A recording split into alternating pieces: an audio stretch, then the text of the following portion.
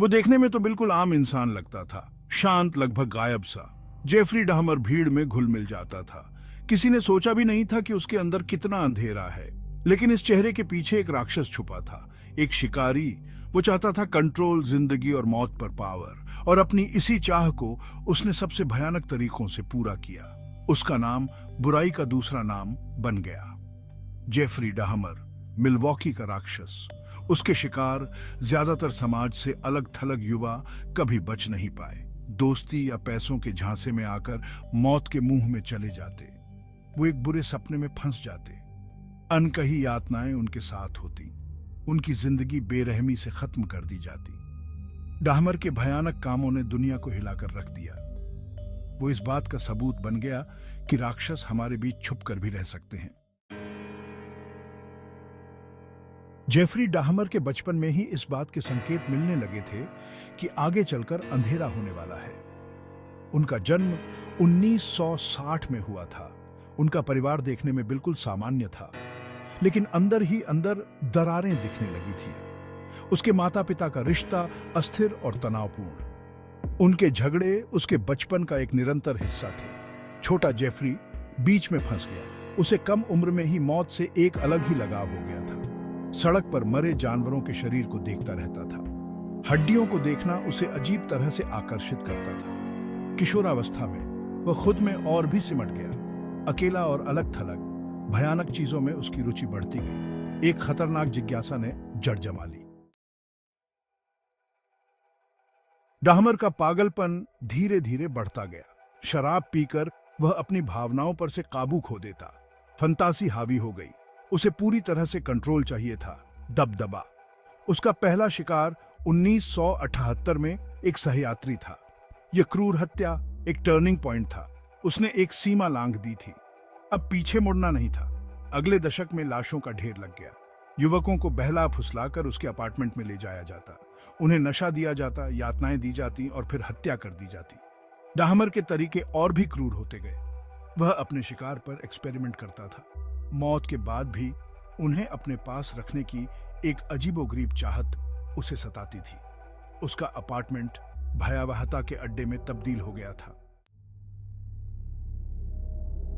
Apartment 213 से मौत की बदबू आती थी। एक ऐसी जगह जहां अनकही बुराई रहती थी। डाहमर का कत्लगार। अंदर का नजारा किसी बुरे सपने से कम नहीं था। शरीर के अंग फर्श पर बिखरे पड़े थे। फ्रिज में एक इंसान का सिर, मांस को गलाने के लिए तेजाब से भरी एक टंकी, चारों ओर सड़ांध फैली हुई थी। पोलरॉइड तस्वीरें, डाहमर की भयानक ट्रॉफी, उसके शिकार की तस्वीरें जिन्हें शरीर के अलग अलग हिस्सों में काटकर अलग अलग पोज दिए गए थे। मौत का एक भयानक फोटो एल्बम। वह अपार्टमेंट डाहमर के पागलपन का सबूत था। इंसानी क्रूरता की गहराई का एक खौफनाक उदाहरण।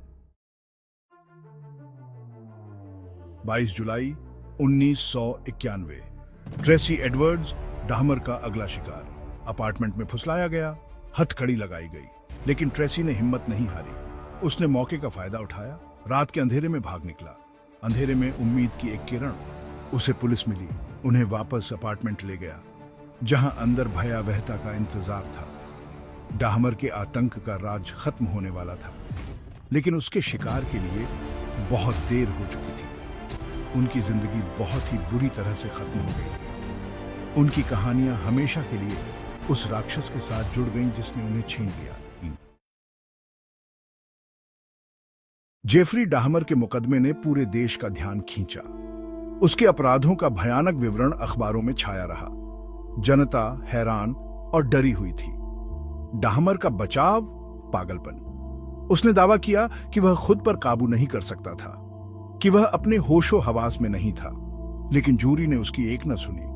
उन्होंने उसे वही देखा जो वह था, एक राक्षस जिसने बड़ी ही चालाकी और क्रूरता से अपने जुर्म को अंजाम दिया था। उन्होंने उसे 15 मामलों में हत्या का दोषी पाया। 15 उम्र कैद की सजा सुनाई गई।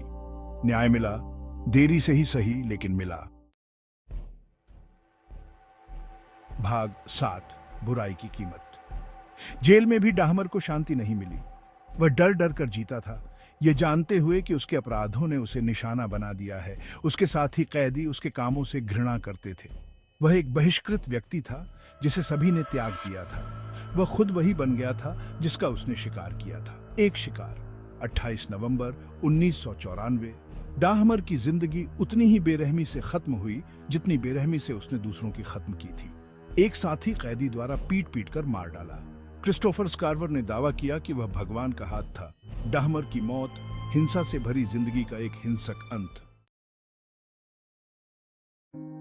भाग 8, दर्द की विरासत। जेफरी डाहमर के जुर्मों ने एक अमिट निशान छोड़ा। उसके पीड़ितों के परिवारों पर दर्द अभी भी ताजा है। उनके प्रियजन बहुत जल्दी चले गए। उनकी यादें हमेशा के लिए त्रासदी से दागदार हो गई। मिल्वॉकी शहर हमेशा के लिए उसके द्वारा की गई भयावहता से जुड़ गया। डाहमर के मामले ने सिस्टम में खामियों को उजागर किया। उसे जल्दी रोकने के कई मौके चूक गए। यह मामला सतर्कता के महत्व की एक कठोर याद दिलाता है। उन लोगों की बात सुनने की जो अक्सर अनसुने रह जाते हैं। सभी के लिए न्याय की लड़ाई लड़ने की। भाग 9, पर्दे पर डाहमर। जेफरी डाहमर की कहानी आज भी लोगों को हैरान और डराती है। किताबें, डॉक्यूमेंट्री और अब एक नेटफ्लिक्स सीरीज सभी इस क्रूरता को समझने की कोशिश कर रहे हैं। डाहमर मॉन्स्टर दी जेफरी डाहमर स्टोरी, जिसमें इवान पीटर्स ने मुख्य भूमिका निभाई है, ने इस बहस को फिर से छेड़ दिया है। यह सीरीज जहां एक तरफ आलोचकों द्वारा सराहना बटोर रही है, वहीं दूसरी तरफ आलोचना का भी शिकार हो रही है। कुछ लोगों का तर्क है कि यह पीड़ितों और उनके परिवारों का शोषण करता है। अन्य लोग बेजुबानों को आवाज देने के इसके प्रयास की प्रशंसा करते हैं। किसी के भी विचार कुछ भी हों, यह सीरीज डाहमर की कहानी की स्थायी शक्ति की याद दिलाती है। भाग 10, एक कभी न खत्म होने वाला बुरा सपना। जेफरी डाहमर भले ही चला गया हो, लेकिन उसके द्वारा पैदा किया गया डर आज भी जिंदा है। उसका नाम आपराधिक इतिहास में हमेशा के लिए दर्ज हो गया। एक सीख देने वाली कहानी इस बात की याद दिलाता है कि बुराई कई चेहरे पहन सकता है, और कभी कभी सबसे भयानक राक्षस वही होते हैं जो हमारे बीच घूमते हैं, हमारे सामने ही छिपे होते हैं।